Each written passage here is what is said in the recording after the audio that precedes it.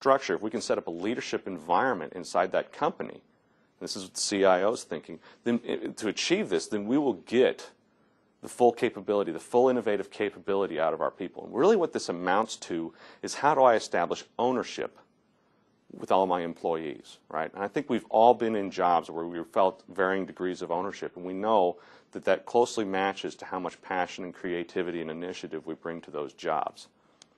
We also said that the whole command and control management environment that grew up in the Industrial Revolution is toxic to passion.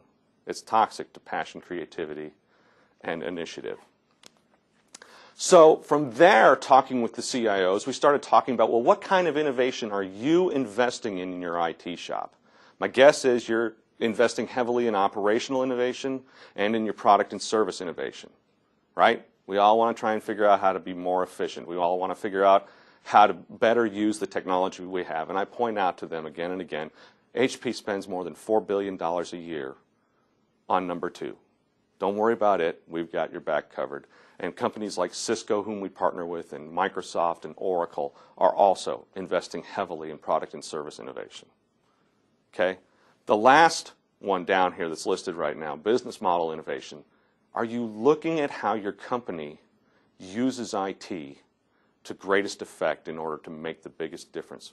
Because we're seeing more and more articles coming out of the thinking places, you know, like the Harvard Business Review, that talks about how important IT is in terms of providing a framework, a constitutional framework by which that whole company operates, and providing a centralized place for everyone to innovate down low. And I'm going to give some examples of that in a moment.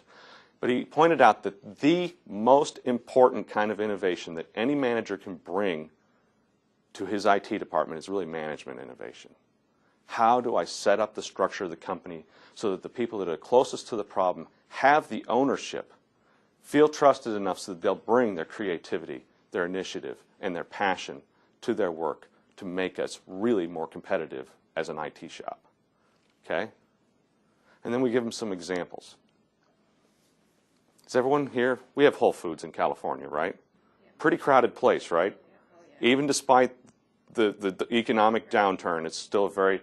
Have you ever thought about that? Because it's not exactly the cheapest place to buy food, right? In fact, we call it whole paycheck in Colorado, because we have them in Colorado too, and I'm amazed. I'm amazed.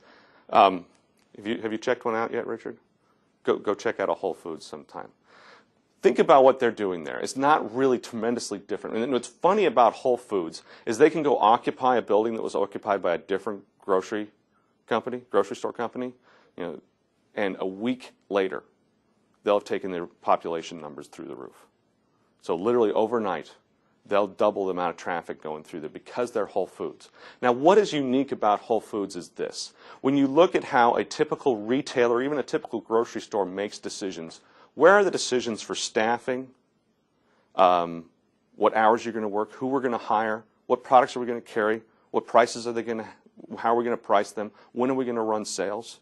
Those kind of decisions in most kind of retail outlets, most kind of grocery stores are made by a district manager somewhere, or an area manager, or somebody even in the corporate offices, right? Do you know where the decision is made in a Whole Foods? It's not even made at the store level manager. It's not even made at the department manager. It's made by each of the individual line workers that work out on the floor. Is that radical?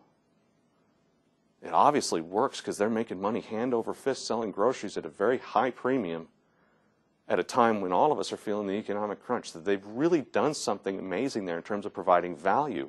But you understand, they had to have an IT structure to make that happen.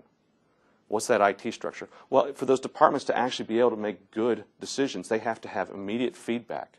And so they get feedback. Every morning they go in and they can stat rank where they are against all the other departments in that store, in the district, in the whole company, and their bonuses are all based upon that.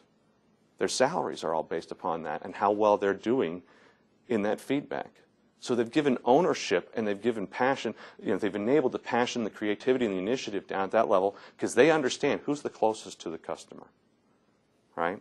Toyota did this 40 years ago with their manufacturing lines, right? Toyota had the absolute radical concept that the line worker who notices that this strut doesn't look quite like or fit quite like all the other struts I've seen for the last 8 weeks, that maybe there's a problem and they can shut off the line. They can stop the line.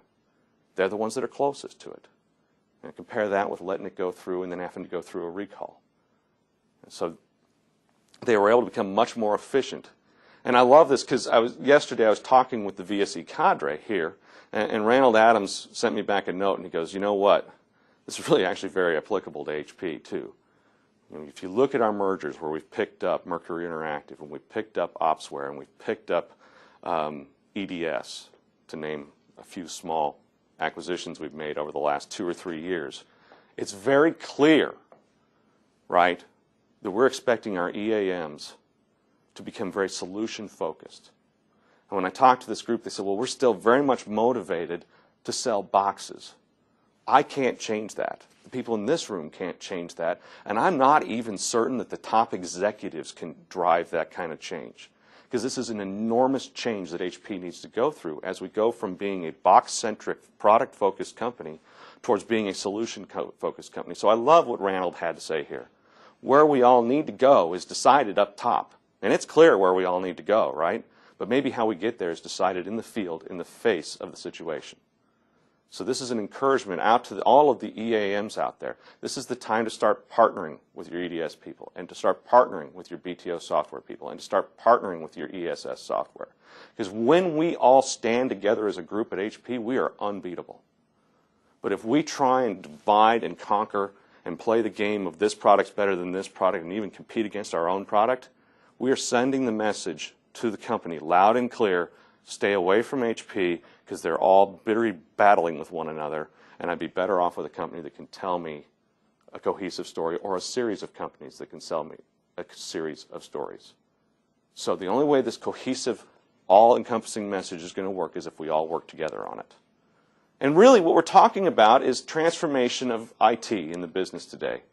So what we're working on, what we are all working towards, is helping our companies improve their business processes, attract and retain the right customers, create competitive new products and services to help them differentiate. And IT plays a central role to that.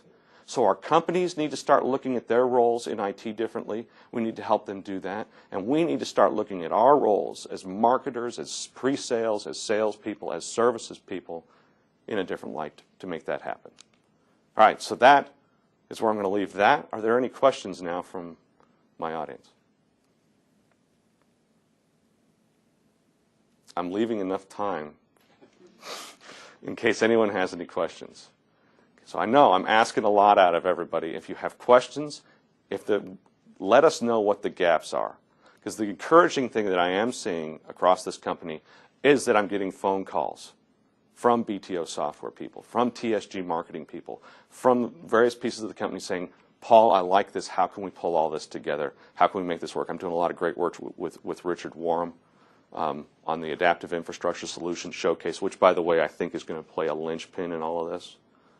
And so I look forward to working with all of you. If you have questions, if you have concerns, don't hesitate to send them to me. I'm at paul.mantey@hp.com. Thank you very much for your time.